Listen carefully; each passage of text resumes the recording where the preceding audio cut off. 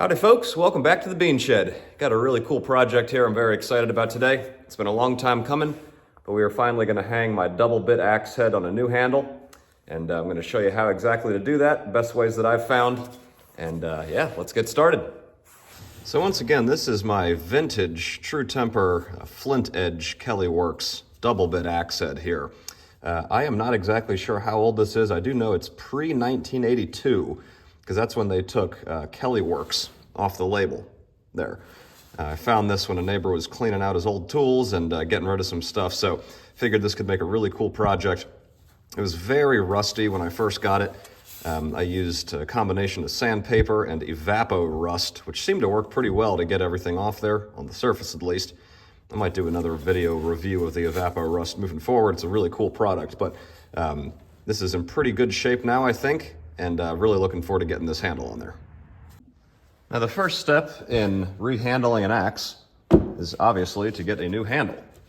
I've been looking for a long time for a proper double bit axe handle here. Whether you make one or buy one, you definitely want American hickory for this. It's hard, generally very straight grained, and it's just the best choice for any sort of tool handle here, especially if it's going to be a big long tool that you're going to do a lot of swinging with. Now, if you're going to buy one of these as opposed to making one, there's a few things you want to look for. Try and avoid pre-made handles that have a bunch of dark coloring all over the grain, almost as if it's a stain or something like that. A nice, smooth, and tight grain pattern is really what you're looking for here. This one is a good example where it's nice and even, kind of one color. And for something that I just found at my local hardware store, this will definitely do the trick. Now, one other thing to try and look for here if you're buying a handle is the grain sort of pattern slash direction on the bottom here. You can see this one's a little bit right to left, long ways. In theory, you'd want this to be dead straight up and down. It's not going to make too much of a difference here, but if you see one that's just totally this way, on the short side, try and avoid that. It's just going to add extra strength, when you're delivering a blow here based on the angle of that grain. Now, any handle that you find at a hardware store should come with a wooden wedge, as well as a couple of metal step wedges or a round conical here as well. Any local hardware store really should have a decent selection here for you. But not all handles are made equally, of course, so just be wise with which one you choose. There's a couple things that I like to do just kind of in prep before we actually put this thing on there. First and foremost, obviously, is take off any little stickers that you have on here.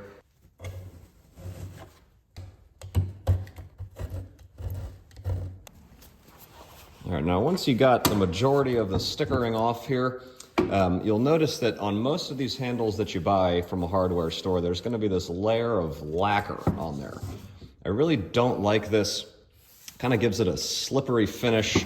And I found that it actually produces kind of blisters on your hand here if you can leave it on there. So really the first thing that I like to do is take some 150 grit sandpaper and just give it a little rough up. Try and get some of that lacquer off. It really helps in the long run.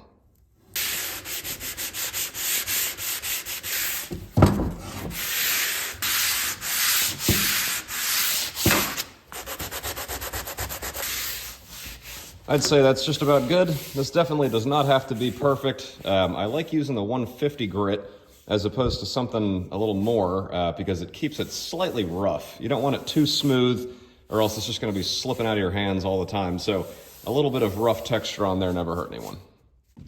And now that we got all sanded, we'll go ahead and take the plastic off here, which will, of course, reveal our wedges.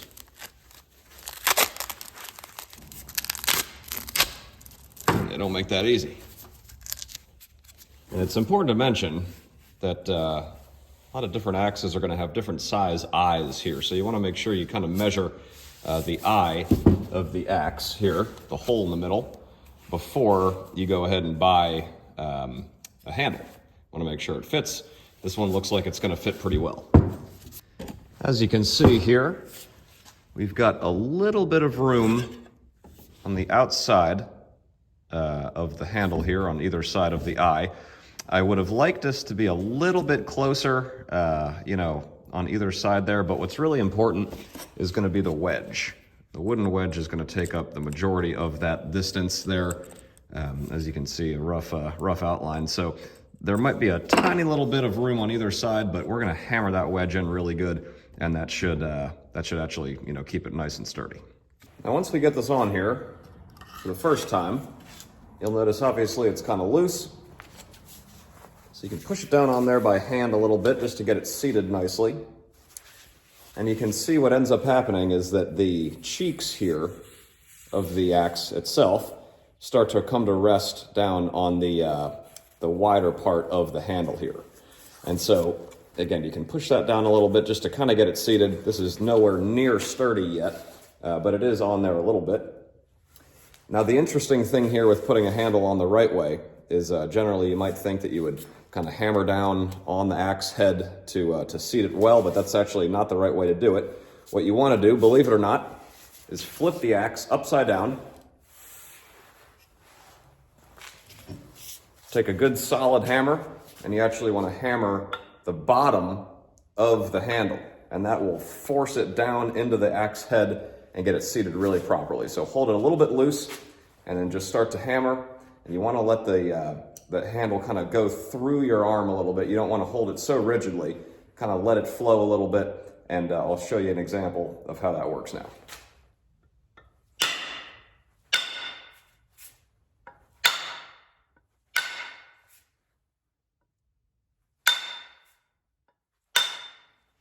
So after a few hits, I'd recommend kind of checking to see where you're at. And you can see that's already quite a bit more pushed up through there. And if you get really close, you can see that it's starting to kind of chip away at the handle itself. That's good. That means we're getting a really, really tight fit there. So we'll probably do another couple of hits just to get it seated really, really well. And then we'll go ahead and trim this little bit off here at the end.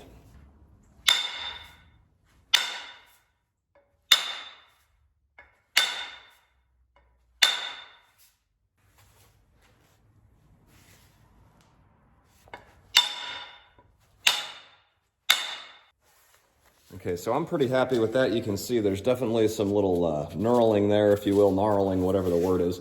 But that's going to be on there pretty good. Obviously, you don't want to use it just like this before putting the wedge in the top. That'll spread it out and fill those gaps. But that's going to be on there pretty good for all intents and purposes. Now, the next part here is probably the most important part of the whole project. So you want to have your axe set really sturdy somewhere. I like putting it in a vise like this. And we're going to actually put the wedge in here and get this thing seated properly. Now that we have this thing set up here nice and sturdy, we'll go ahead and prepare to put the actual wooden wedge in. We'll start by adding just a little bit of boiled linseed oil in to the hole here on the actual axe head, or the handle itself. The boiled linseed oil actually absorbs into the wood and it hardens in the wood, and it doesn't evaporate. So it makes it really sort of thick and holds it steady there. So I like to just take a little knife, get a dab of the oil, and then just kind of let it drip down in there slightly.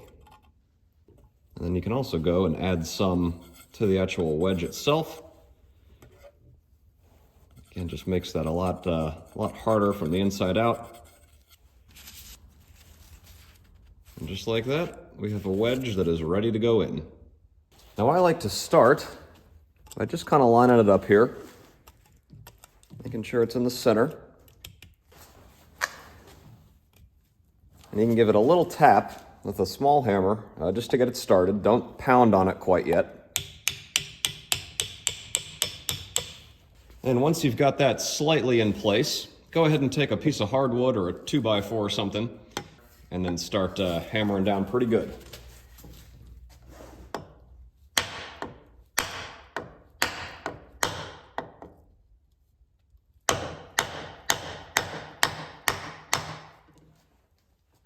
And as you can see, you might get a little bit of cracking. That's just fine. Almost as far as it's going to want to go in there, but we'll see if we can get a couple more bashes. Now, in a perfect world, you want the handle itself on the top to be kind of coming out at an angle almost. You can see it's not straight up and down. It's really pressed hard there against those cheeks, and that's exactly what we're looking for. Now, again, in a perfect world, these little spaces on the side there would be full.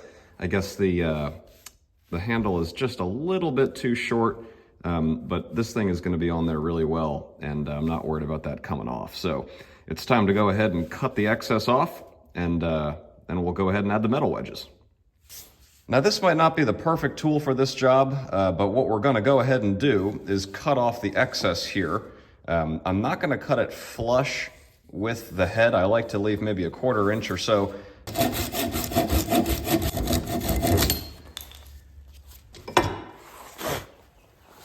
Go ahead and give it a little touch up with some sandpaper.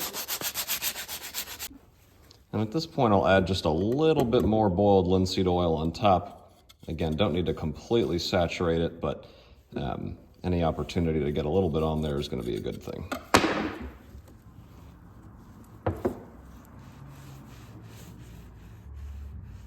Now the next step is to take your step wedges here. This handle came with 2 of these metal step wedges, and we're going to plow those right into the top where the handle comes out of the top of the eye, and that's just going to give us a little bit more spread on that wood, make sure it's nice and sturdy. Now I've seen this done a number of different ways, where sometimes people put the step wedges in at an angle, maybe 2 of them here like so. Again, this came with 2 of them, but what ends up happening in my experience is if you put 2 of them in too close to each other, you're going to split this wood. And that's not a huge problem, but it kind of bugs me just in terms of the, general quality of the thing, and it just doesn't leave a good taste in my mouth. So what I think I'm going to do probably is just put 1 right in the dead center. You might be able to see this handle has these little holes in it, maybe from the initial drill or something from the factory. Even when I cut it off, those holes are still there. So I think I'm going to try and line this up exactly with those holes, and maybe that'll stop the wood from actually splitting too much. So all you want to do here is find your starting point and give it a little tap just to get it seated. And once it's in there, you can really start hammering it home here.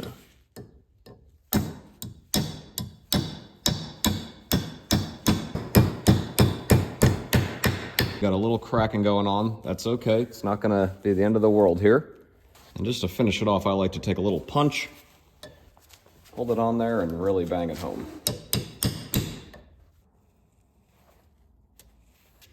Take pride in your work. It ensures that you're doing things to your own standards, which hopefully are high.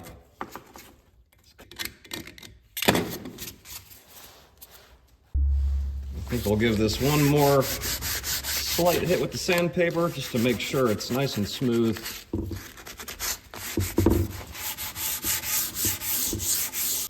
Now the last step of the process here is to give a nice even coat of boiled linseed oil, once again all over the handle itself. This is going to make it really strong, and I've heard a couple people say, do this once a day for a week, once a week for a month, once a month for a year, and then once a year. But in my experience, I've actually overdone this a little bit to where you get this kind of sticky, almost shellac film on it. So I would recommend just doing it, once or twice, maybe over the first month or so. See where you're at, and you can always add more. And for this step, I actually like to use my hands. So we'll do a nice coat here.